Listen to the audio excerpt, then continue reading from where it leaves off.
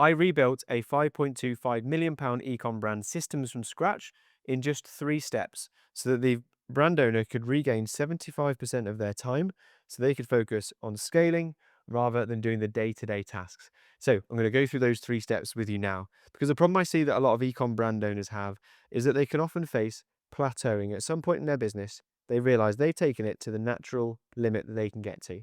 Also, they're often feeling symptoms of burnout because they're doing so much to run their business day to day that they're actually getting burnt out with how much different tasks they've got to do. Also, this then leads down the line to poor customer experience because they are burnt out. They're delivering worse experience for their customers. And so that leads then to poor reviews. And then the cycle continues because when they get the poor customer reviews, they're getting 1-star reviews. And then because they've got the poor customer reviews, they feel indebted to their customers. Sometimes they'll give discounts or they go the extra mile with every new customer to prevent these poor customer service things happening. But they're not getting enough repeat purchase or referrals to really scale the business, so they can't hire anyone in. And therefore, they go back to burning out to do more, to plateauing, and the cycle continues. And ultimately, what founders can get themselves to the point to is that they're spending all their time working in the business rather than actually working on the business. So the goal when I bring in my systems and the way that I work for ecom brands now, and the same thing that I've done for myself, is the goal is that we need to stop the stress, first of all, because ultimately, if you've got a stressed business owner, we can't enjoy the process. We can't enjoy scaling. We can't do the things that make the business tick because the stress is there, is overpowering in the situation. We need to then get back to scaling by removing the bottleneck. So identify the bottleneck that's causing it. There'll always be one thing at one time that's causing the business to stop and halt progress. Focus on that bottleneck so we can allow the business owner in order to spend time with their family. And ultimately, we need to give the time back to a business owner so they're spending their time doing the things they love again, enjoying their life again, but also spending their time when they're on the business, focusing on the things that's really going to scale that business, whether that's new supplier relationships, whether that's new acquisition channels. So how do we go about doing that? Well, there is a 3-step method that I'm going to go through now, one at a time. The first thing we need to do is audit the current situation. And you can do this for your business. If you run an ecom brand right now, then first of all, we need to look at how is the business currently running in its entirety. And the way that I audit a business is I'll break it down into 3 parts. So every business is made up of operations, marketing, and finance. And you can split it in lots of different ways, but that's how I like to split an ecom business. Everything falls into those 3 things. So for operations, that obviously is your customer service. You've got your returns, which you could say is customer service. You've got product uploading. You've got your web development. You've got your tweaks you need to make to the website. You've got price and stock management. Keeping on top of your business is all related to operations. Marketing, ads. So if you're running paid ads, PPC, email, and then finance, we've got bookkeeping, which is keeping on top of the receipts, all of this fun stuff. We've got then the P&L sheet, making sure that we're tracking the profit or loss that we're making with the business at any one time. Now, once you've audited, we see how things are going. We separate out the business, look at all these different elements and see how things are running. We can then start to outsource the tasks that need to be outsourced most quickly. So we look at the audit that we've got of the business. We've broken it into its component parts. We understand how it works in those 3 areas, operations, marketing, and finance. And then we outsource the parts that are the lowest leverage activities for a founder to be done. Now, the way we outsource initially is that we need to document the processes. So we're creating SOPs for how the business runs. So from that audit, all of these different tasks, these all feed into SOPs. The SOP just stands for standard operating procedure. And we have a method of how we do everything in a business. Once we've documented that, we can then give that away. So we then delegate and we outsource those parts of the business that we've SOP'd, because whoever we go on to hire, they've got something to follow when they implement this. And that's how we make sure we've got high standards, because they've got clear structures, clear systems to follow when they first get involved in the business. And this is what I did with that brand. We outsourced, we hired 2 VAs, so 2 virtual assistants that were based in the Philippines, and they were hybrid between customer service and admin assistants. Because when I audited this £5.25 million brand, I realized that the founder was still doing lots of the operations, and they were still getting involved in customer service, product uploading, returns, and they were keeping price and stock accurate, or sometimes it was inaccurate because they were split in so many different ways. So I made sure that the first hires were for people that were going to just take over the operations side of the business, and they were hybrid in that they had different skill sets. So they worked remotely before, but they were perfect to work on those situations. And what they did is one of them worked Monday to Friday, the other works Friday to Sunday.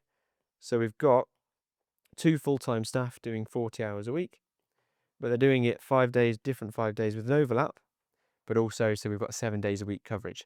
And suddenly the admin, the customer service was being handled at a much higher level.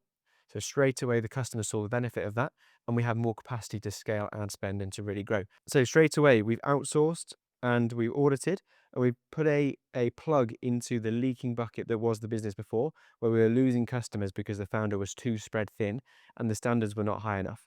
The final position in terms of outsourcing was to make sure that we have a support channel for these VAs. I put them in touch with my team who train and will look after new virtual assistants working in businesses.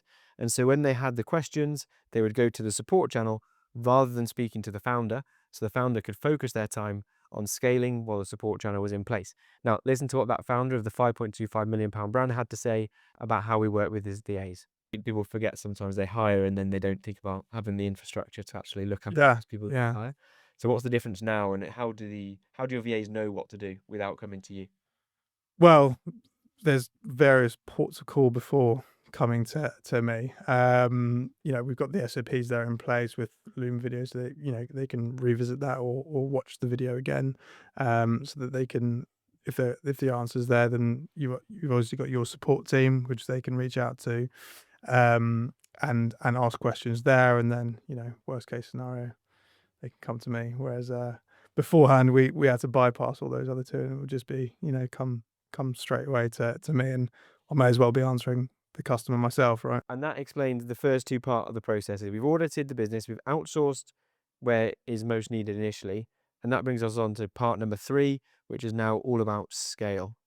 Because we've regained the founder's time, so they can put their focus into tasks that are really going to grow the business. So they're putting all their time and effort into acquisition for new customers.